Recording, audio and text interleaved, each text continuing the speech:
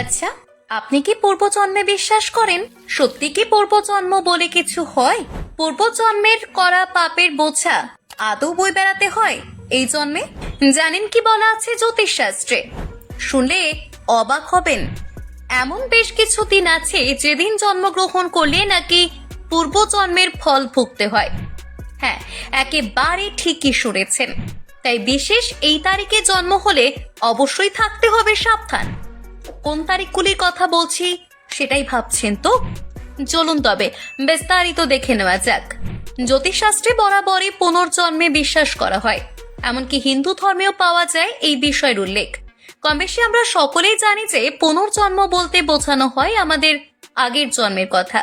আর এই পুনর্জন্মের কথা উঠে আসলেই আগের জন্মে করা পাপ পুণ্যের হিসেবটাও কিন্তু উঠে আসে। আসলে কি বলুন তো, আমাদের জীবনে যখনই খারাপ কিছু ঘটে তখন আমরা অনেকেই সেই পূর্বজন্মের পাপের কথা বলে থাকি। তবে মনে রাখবেন, কথাটা কিন্তু নিছক মৌখিক কথা নয়, এর বিশ্লেষণ বর্তমান রয়েছে শাস্ত্রে। জ্যোতিষশাস্ত্রের একটি গুরুত্বপূর্ণ অঙ্গ হলো সংখ্যা তত্ত্ব। এই সংখ্যা তত্ত্বের সাহায্যেই আমরা জীবনের নানা গোপন তথ্যের হদিশ পাই। কোনো ব্যক্তিকে তার অতীত জীবনের কর্মফল এই জীবনে বয়ে বেড়াতে হচ্ছে কিনা সেটাও আমরা জানতে পারি সংখ্যা তত্ত্ব থেকে। তবে সবচেয়ে উল্লেখযোগ্য বিষয় হলো, এমন বেশ কিছু সংখ্যা আছে যেদিন জন্মগ্রহণ করলে ওই ব্যক্তির জীবনের অতীতের কর্মফল তাকে এই জীবনে ভোগ করতে হয়। আজকের আমাদের এই বিশেষ ভিডিওতে সেই সংখ্যাগুলো নিয়ে আমরা কথা বলবো। তাহলে চলুন আর দেরি না করে বিস্তারিত শুনে নেওয়া যাক। সংখ্যা তত্ত্ব বলছে যে সকল ব্যক্তির জন্ম 13, 14, 16 এবং 19 তাদের অতীতের কর্মফল বর্তমান জীবনে বয়ে বেড়াতে হয়। এখন আপনার মনে প্রশ্ন জাগতেই পারে, বুঝবেন কিভাবে?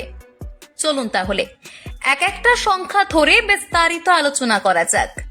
প্রথমেই আমরা সেই ব্যক্তিদের নিয়ে কথা বলবো যাদের জন্ম 13 তারিখ।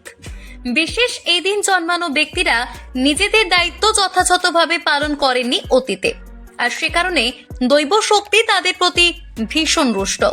সেটা তাদেরকে বর্তমান জীবনে বোঝা হিসেবে বয়ে বেড়াতে হচ্ছে।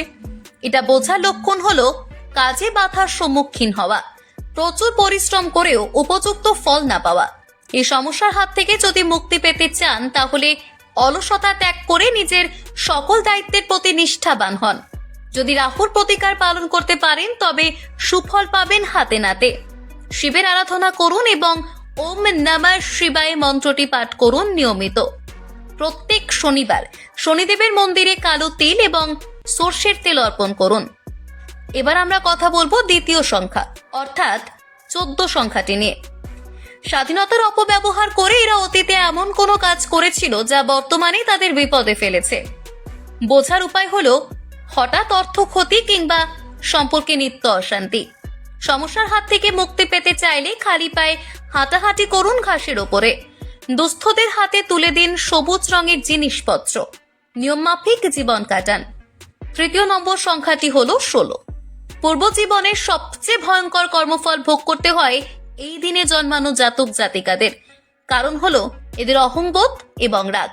এই দুই নেগেটিভ অনুভূতির ফলে এরা অতীত জীবনে এমন কোনো কাজ করেছেন যা তাদের করা উচিত হয়নি। লক্ষণগুলি হলো জীবনে শান্তি না পাওয়া এবং সম্পর্কে টানা পোড়েন লেগে থাকা। এই সমস্যার হাত থেকে মুক্তি পেতে চাইলে প্রত্যেক সোমবার উপবাস করে মহাদেবের আরাধনা করুন এবং ওম নমঃ শিবায় মন্ত্রটি পাঠ করুন। দম্ভ ত্যাগ করুন, মন শান্ত করার ধ্যান করুন। একেবারে শেষে আমরা আলোচনা করব 19 সংখ্যাটি নিয়ে। পূর্বজন্মে নিজের ক্ষমতার অপব্যবহার করেছেন এই ব্যক্তিরা, যার ফল ভুগতে হচ্ছে বর্তমানে। লক্ষণগুলি হলো প্রয়োজনে কাছের মানুষকে পাশে না পাওয়া, অপরকে বিশ্বাস করে ঠকে যাওয়া। প্রতিকার করতে হলে নিয়মিত করুন গায়ত্রী মন্ত্র পাঠ। বয়স্ক মানুষদের সাধ্যমতো সাহায্য করুন এবং প্রত্যেক দিন সকালে সূর্যদেবকে জল অর্পণ করুন।